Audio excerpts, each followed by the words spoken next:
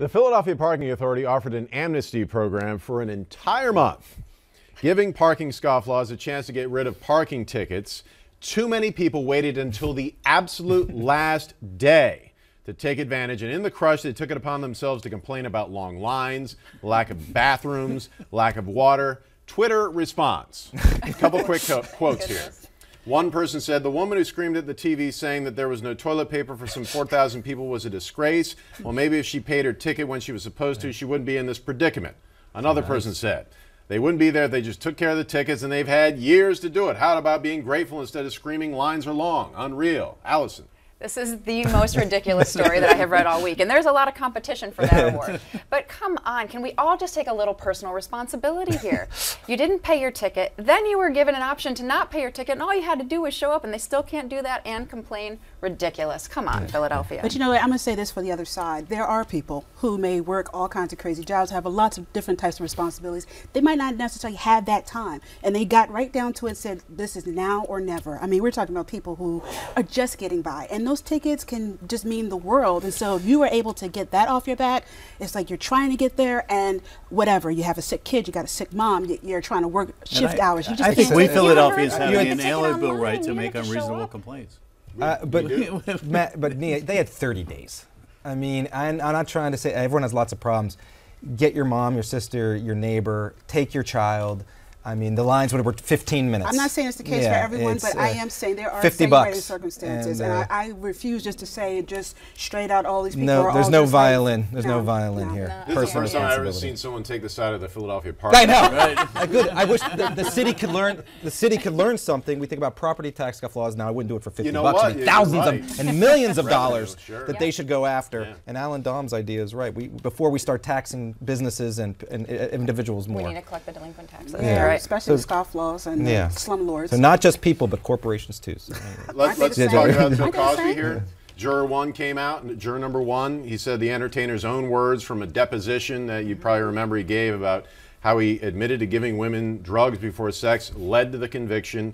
Camille Cosby, Cosby's wife of 54 years, said the conviction was a result of mob justice, not real justice, and a tragedy that must be undone. Cosby himself will be in court tomorrow with a brand new legal team to appeal the conviction on the basis that the judge is biased because Judge Stephen O'Neill's wife is an advocate for sex assault victims. Jim, is that Cosby's best grounds for an appeal here? No, absolutely not. No, seriously, the best ground for appeal is challenging the judge's admission of these what's called prior bad acts. It's a controversial area in criminal law. A lot of judges would not allow those acts to be admitted because they're not proven. Right? Does it make any difference, and does it build their case that in the first trial they weren't allowed? You know, that's an interesting legal question. I'm not sure that would even be in the record on appeal. Because the first trial was... It's like the first trial never happened. So never happened. Okay. Yeah. Yeah, I mean, I don't know. As a juror said, he said on Good Morning America last week, it's not the Me Too movement, it's not the pressure, it's his own words. You have a deposition where he says, point blank, I gave drugs or I gave Quaaludes in order to have sex with women. I mean, also had consent cannot be done that way. It's not consent. Has previously argued, I think Brian McMonigal, his first lawyer, who got that hung jury, that it was because Bruce Castor said he wasn't going to prosecute Cosby at the time that Cosby gave the deposition, because he could have taken the Fifth Amendment. So there's some interesting legal issues that are going to have to be addressed in this appeal. Aside from that, does Cosby go to jail?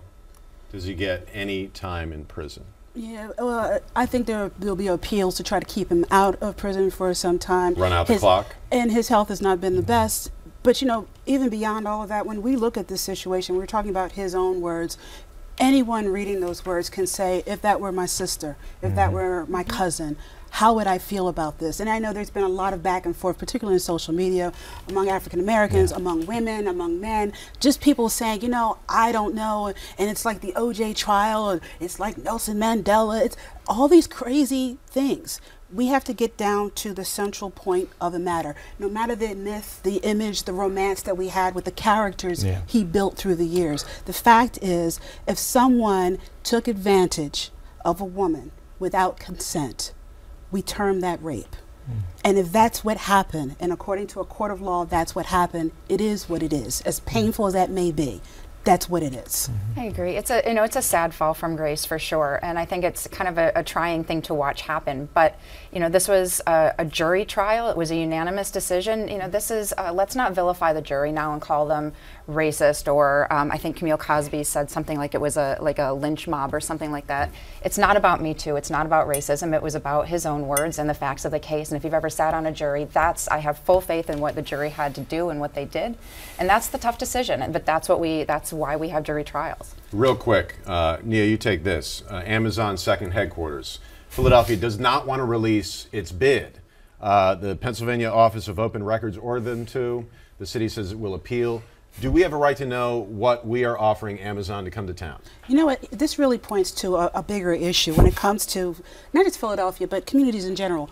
We don't have a lot of faith in our government to operate on our best interest, regardless of what the deal is. And so if I trusted my mayor, my city council, people, whatever, we think, okay, yeah, it's great. We're trying to build jobs, etc. The fact of the matter is this process has been good for Philadelphia overall, because at the end of the day, we're getting better every time we go out, and we're on the world stage now. Okay. Sunlight's the best disinfectant. That's good enough. Inside Stories of the Week coming up.